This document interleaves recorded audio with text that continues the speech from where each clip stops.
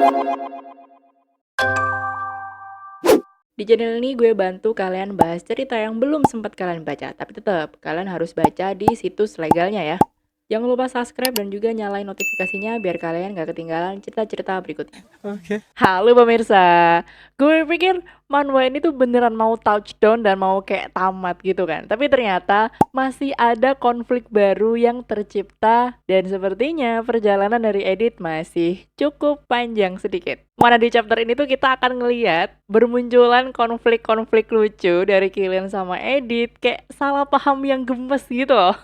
Penjelasan kenapa warnanya hitam putih, screenshotnya dikit banget, atau kok screenshotnya kayak dari chapter-chapter yang lain, penjelasannya ada di video pojok kanan atas. Oke, di chapter kemarin, setelah semua huru-hara pemberontakan, Catherine ternyata minta bantuan ke Edith untuk menggelar malam penobatan pahlawan yang akan digelar di istana kerajaan. Nah, di recap manhwa Not Your Typical Reincarnation Story chapter 91 sampai 92, Catherine menceritakan alasan kenapa dia ini menggelar malam penobatan tepat beberapa saat setelah insiden pemberontakan ini selesai. Catherine bilang semua orang yang terlibat pemberontakan memang seluruhnya sudah dieksekusi, tapi insiden ini akhirnya berdampak di beberapa hal terkait keamanan kerajaan dan nama baik dari kerajaan. Salah satu masalahnya adalah adanya upaya negara sekitar yang mencoba untuk mengganggu stabilitas wilayah yang ada di bagian pinggir-pinggir kerajaan. Untuk menunjukkan kalau pihak kerajaan ini udah mulai stabil dan masih memiliki kekuatan yang oke, akhirnya digelarlah malam penobatan pahlawan itu. Jadi kayak tipis-tipis flexing berkedok diplomasi gitu lah. Selain itu, acara ini juga digunakan oleh pihak kerajaan untuk membersihkan nama baik dari Edith yang sempat diduga terlibat dalam pemberontakan. Meskipun pihak kerajaan udah bilang kalau Edith ini nggak bersalah, para bangsawan masih mikir kalau Edith ini harusnya ikutan dikenai sanksi. Catherine punya rencana untuk mengangkat Edith sebagai seorang pahlawan yang berasal dari keluarga Rudwick karena bantuan yang ia berikan dalam mengungkapkan pemberontakan yang sempat terjadi di kerajaan. Edith sebenarnya agak ragu untuk menerima tugas seberat itu dan itu nyadar kalau kayaknya ceritanya emang udah berubah banget ya. Tapi dia tuh nggak punya alasan yang jelas untuk menolak permintaan dari Catherine sehingga dia akhirnya menerima permintaan bantuan untuk membuat malam penobatan pahlawan yang akan digelar di kerajaan. Dari tadi tuh kelihatan banget kalau Catherine ini agak terganggu dengan keberadaan dari Henry dan Edith memperkenalkan pengawal pribadinya yang baru kepada Catherine. Di sisi lain, keluarga Sinclair, yaitu keluarga dari Lizzie, mereka ini mulai ketar-ketir karena posisi pahlawan dari insiden pemberontakan ini hanya diberikan kepada 3 orang, yaitu Alex, Killian, sama si Edith. Kayaknya mereka ini belum tahu kabar dari Lizzie yang diasingkan gara-gara terbukti menyusun skenario penculikan yang sempat terjadi di dalam keluarga Rudwick. Keluarga Sinclair ini sepertinya memiliki rencana untuk menggeser posisi dari keluarga Rudwick yang dicap sebagai keluarga kesayangan dari pihak kerajaan. Sebelumnya gue minta maaf banget karena gue nggak tahu nama dari karakter ini, jadi mari kita panggil dia sebagai Pak Sinclair. Nah, Pak Sinclair ini jadi patah semangat karena nama Lizzie nggak disebut sebagai salah satu orang yang akan diangkat sebagai pahlawan. Tapi, Damien yang merupakan anak pertama dari Pak Sinclair ngerasa kalau momen ini tuh adalah momen yang pas yang bisa dimanfaatkan oleh keluarga Sinclair. Keluarga Rudwick emang kelihatan bagus banget di mata kerajaan dan juga masyarakat lainnya. Tapi di mata internasional, keluarga Rudwick ini punya nama yang kurang baik karena mereka kan harus melakukan peperangan atas nama kerajaan. Sedangkan keluarga Sinclair yang merupakan keluarga berbasis pengusaha jelas lebih dekat dan akrab dengan negara sekitar karena mereka kan punya urusan dengan perdagangan dan niaga. Dengan menggunakan ikatan tersebut, Damien berencana untuk mengambil kesempatan untuk mencari dukungan dari negara sekitar. Layla kaget banget kalau ternyata Edith akan diangkat menjadi pahlawan dan diakui secara resmi kalau dia itu adalah bagian dari keluarga Rudwick. Ternyata Layla ini masih membara banget semangatnya untuk menjadi istri dari Killian dan menjadi bagian dari keluarga Rudwick. Layla di manhwa ini tuh kayak gak tahu diri gitu ya, beda banget sama Layla yang ada di manhwa sebelah.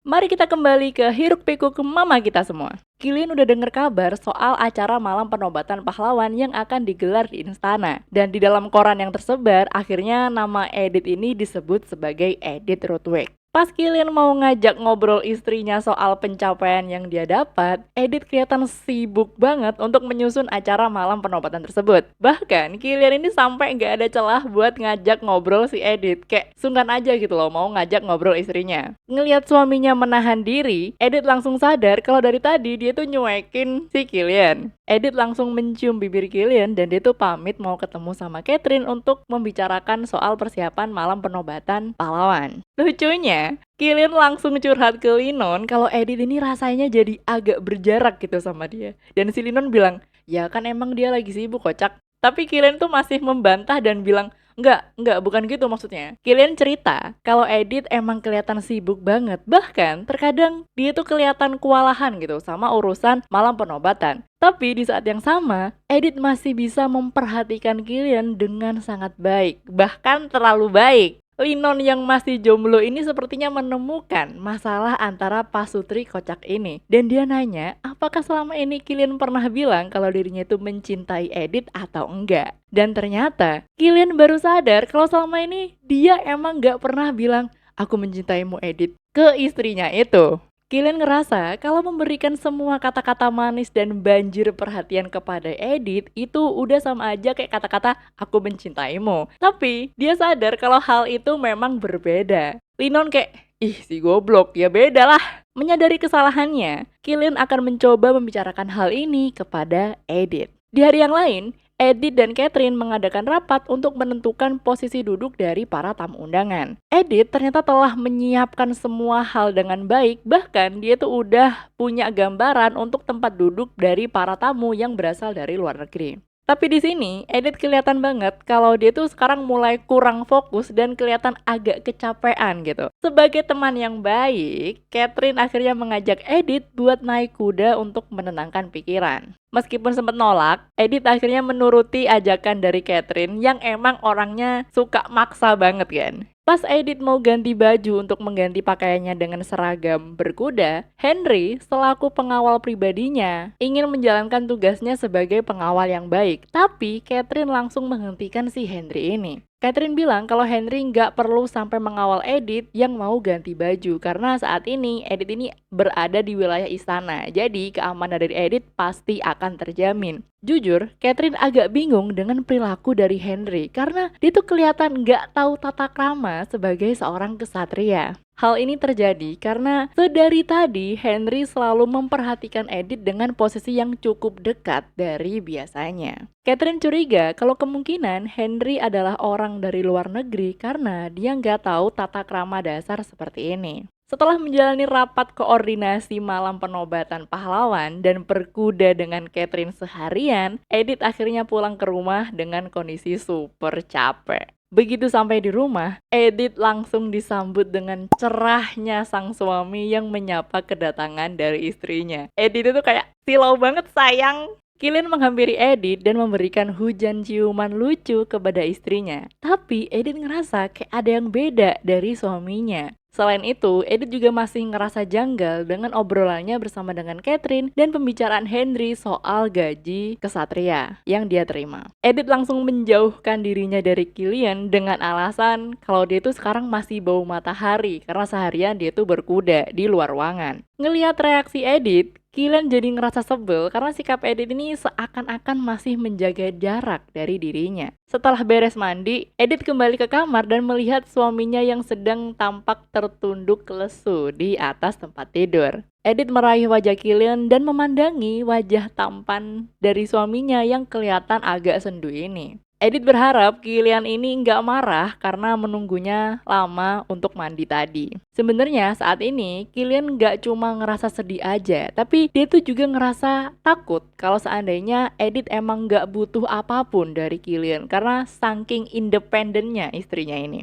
Killian akhirnya nanya, kamu beneran gak butuh sesuatu dari aku, Dit? Untuk sesaat, Edith masih bingung dengan maksud dari pertanyaan Killian. Tapi dia ingat kalau Killian sempet insecure kalau seandainya cuma Killian aja yang membutuhkan perhatian dari Edith. Edith akhirnya nanya balik, apakah kamu masih gelisah karena takut aku akan meninggalkanmu? Dan berakhirlah chapter kali ini. Makanya Bapak Ibu semuanya, pentingnya komunikasi dalam kehidupan pernikahan itu memang patut untuk dipikirkan. Di chapter depan, kita akan dibuat geram dengan kelakuan dari Lizzie yang masih getol banget ngerusak hubungan dari Edith dan Killian. Heran banget kayak nggak habis-habis gitu energinya. Kalau kamu suka sama Ricky Manwa ini dan aku harap kamu memang suka, kamu bisa klik tombol like-nya. Dan kalau nggak suka, kamu juga bisa, mau makan, yuk makan, lapar banget. Dah, gitu aja. Bye!